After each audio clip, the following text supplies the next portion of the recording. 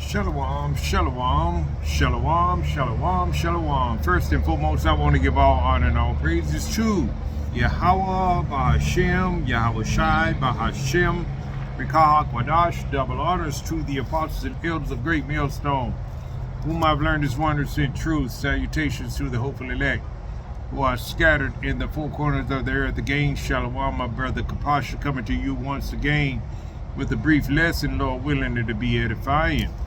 All right, I'm gonna go right into it. This is the book of 2 Corinthians 2 and 11 reads, lest Satan should get an advantage of us, for we are not ignorant of his devices. Yeah, Satan is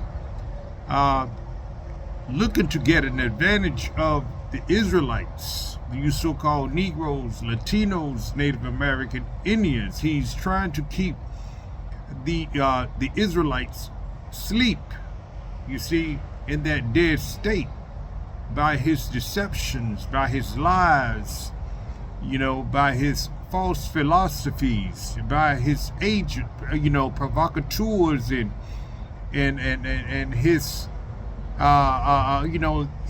his people, his people whom he have gotten to take in the bag. Even other Israelites worked for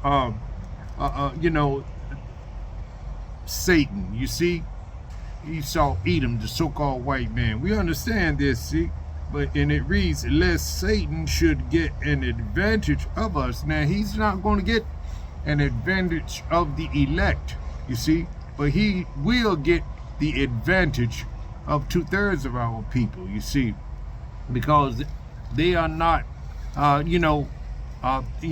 not, they are going to be, they are deceived, and they are going to remain in that state, you see, unless the Lord wakes them up, you see. But we are, he has his true prophets out here, seeing prophecies unfold. We are living in these exciting times now. We're seeing the prophecies living in, unfolding in real time in our lifetime, you see. So, lest Satan should get an advantage of us, you see, but Satan's not going to get advantage of his elect, because we are, sifting everything through the prophecies that's coming out of the Holy Bible, you see. Starting with the men of GMS, Great Millstone, from the elder apostle Tahar right on down to the camps and the camps that's teaching the same doctrine. You see, we are seeing these prophecies take place. We know that the MOTB is going to be mandatory. You see, he's trying to ease this thing in here. You see, the trying to get the the whole world to accept this MOTB, this charagma that he's got to sit on, that he's got to make happen, you see, so he can have control. You see, he wants to be Yahweh, he wants to be the Most High. It says here, let me read this again. Lest Satan should get an advantage of us, for we are not ignorant of his devices. No, we're not ignorant. We see very well what he's doing, and we're calling it out. We know about the crash of the economic system, the crash of the dollar, the petrodollar. We know about World War III. Again, we continue to bring these things out, every day. We know about, we understand Revelation 13, 16, and 17. We know it's a physical mock. We know it's not sleeping with a white woman or something stupid. We're not going to be those sottish children, as in Jeremiah, 4 and 22 reads. You see, we are, looking at prophecies with our eyes wide open, and we are proclaiming Yahweh Bahashem Shai to the elect, You see, because we know the elect are the ones that's going to hear this warning. You see, but I got this pulled up in 1 Thessalonians 5:1. You see, because we know the times and the seasons that we are living in. These are the end times, and which reads, 1 Thessalonians 5:1 reads, but of the times and the seasons. You see, brethren, you see, this is only for the elect, Israelite, man, woman, and child. You see, all right, the so-called Negroes, Latinos, Native American Indians. But of the times and the seasons, brethren, ye have no need that I write unto you. All right, for yourselves know perfectly well that the day of the Lord so cometh as a thief in the night. We know that the Lord is going to come unexpectedly. He's not going to sound an alarm just before he comes. This is the alarm that we are telling our people. The trumpet is being blown now through his servants, the prophets, who he has given his mysteries to. But if you're looking for some other sign that or warning other than his servants, the prophets, which are out here on the highways and the hedges that are giving you this warning now, you're gonna have a rude awakening. You see, he says here in 1 Thessalonians 5:2, which read, for yourselves know perfectly well that the day of the Lord so cometh as a thief in the night. A thief is not going to tell you when he's going to come. He's not going to give you a drum roll or give you a trumpet blast, a crescendo trumpet blast to announce his coming, or that he's going to come the night. It's going to be very discreetly when he comes. He's going to come stealthily. You're not going to be aware of it. You see, that's how Yahweh Ba'ashem Yahushua is going to return. You see, and reading on, it says in 3, for when they shall say peace and safety, then sudden destruction cometh upon them, as travail upon a woman, as a woman that suddenly have contractions. You see, when she's about to deliver that child, her child. You see, that's how the Lord is going to come suddenly, unaware, and he's going to catch a lot of Israelites, 2/3 of our people not prepared, as the 5 foolish virgins and the 5 wise. See, the 5 wise had enough oil in their lamp, but the 5 foolish didn't have enough oil, so they had to go out and buy. And by the time they got back, Yahushua has come and gone and didn't recognize them. That's how it's going to be in the day of the Lord's return for his elect, you see. All right, and it reads on, it says here, for when they shall say peace and safety, and Esau, Edom, always lying and deceiving people. That's one of his weapons, other than the sword. The sword is his weapon, a killing instrument, his military, his tanks, his airplane, his space force and all those things. Yeah, but he likes to, another weapon he has is deception. He has fooled the masses of our people to thinking that he is, the Most High. That the judges have, looked like Esau, Edom, the so-called white men or the white people. You see, but he has deceived our people into thinking that.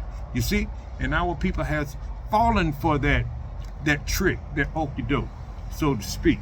And it reads here, for when they shall say peace and safety, then sudden destruction cometh upon them, as travail upon a woman. And his trickery is that you need this chip. He's making this chip, to be very useful and to be very easily to receive.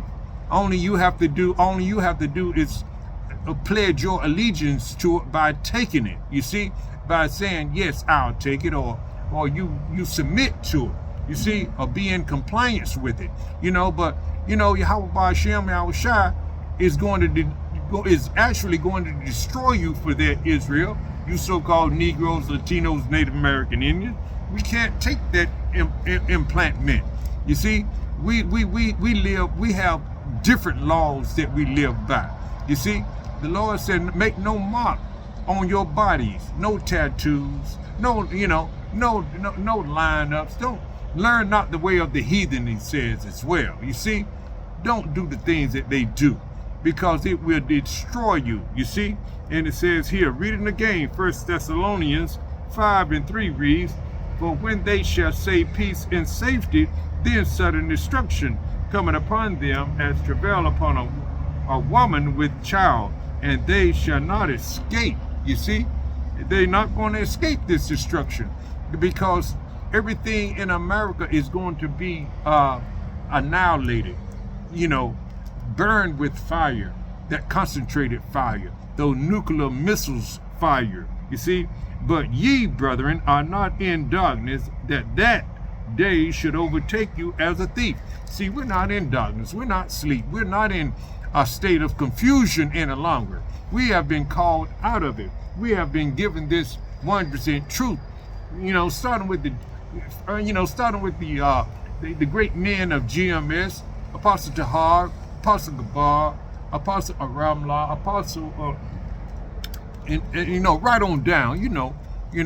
So here we have it. So this is, so we're not asleep. You see, we're not asleep. You see, we're not in darkness, in the state of confusion. You see, but ye, brethren, let me read that again. But ye, brethren, are not in darkness, that day should overtake you as a thief. We are expecting that day. We're not oblivious to that day of coming. We know it's going to come. We are hoping for it to come. And we want this thing to go on to happen, so that we can have that rulership. That we have that that kingdom mindset. You see, but let me read that once again, and I'm gonna go on. But ye, brethren, are not in darkness, that day should overtake you as a thief.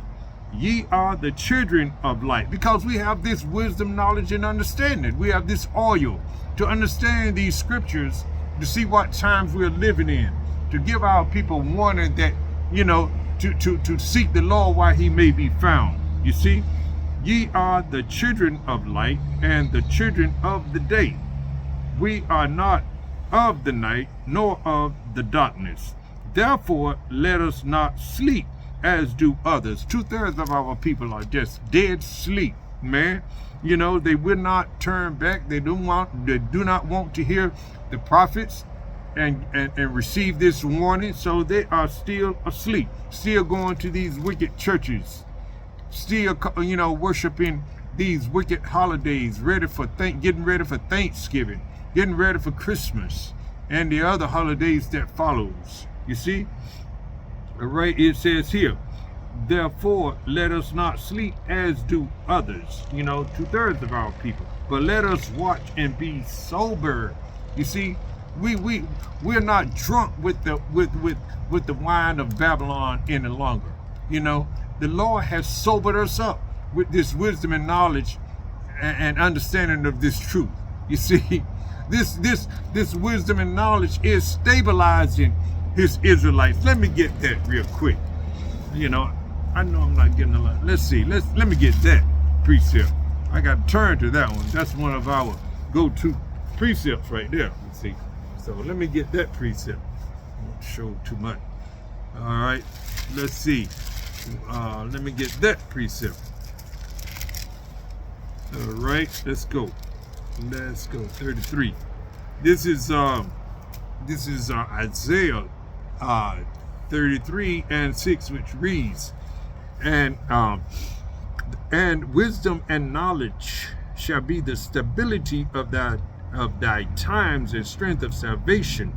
For the fear of the Lord is his treasure. The fear of the Lord is the Lord's treasure. We fear the Lord because we know that he's the almighty creator. And this is what stabilizes us into being obedient with him. See, in wisdom and knowledge of this truth. You see, the Lord has given us this oil. He has given us his Holy Spirit, the Comforter, who will keep us in perfect peace, and in a right standing with him. So we cherish this wisdom and knowledge and understanding of this truth. You see, it stabilizes the elect on this side. And that's a go-to scripture for us. You see, now let me go back to 1 Thessalonians, where was I? 5 and 6. It reads, let me read, let me see, let me get, all right, because we understand that Esau is a very great deceiver. You see, he has his G7 meetings that he plans to have an advantage over us in some way, to deceive us. Let me get that. That's in where is that? That's in Psalms, I do believe. Psalms. Let me get that. I got you. Let me get that in Psalms. Why do the heathen rage? Because the heathen always raging. The heathen is always raging, thinking that he's going to win over Yahweh, Ba'ashem, Yahweh Shai, which it's impossible. He can't. He's in a boxing match. His arm's too short. All right, reading on, reading here. Here we got it. I got it right here. This is the book of Psalms 2:1, which reads, "Why do the heathen rage and the people imagine a vain thing? The kings of the earth set themselves, and the rulers take counsel together against the Lord and against his anointed, saying, Let us break their bands asunder and cast away their cords from us. He that sitteth in the heavens shall laugh, and the Lord shall have them in derision." He's going to have them, he's mocking them, making fun of them, because what they are planning will not come, it will not be established. It says when they began to sit down and feed their belly, roughly paraphrasing, of course, then, sudden destruction shall come upon them.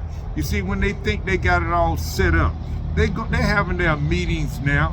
They got their plans set when they want to release this Black Swan event to implement this MOTB and all these things. We see these things.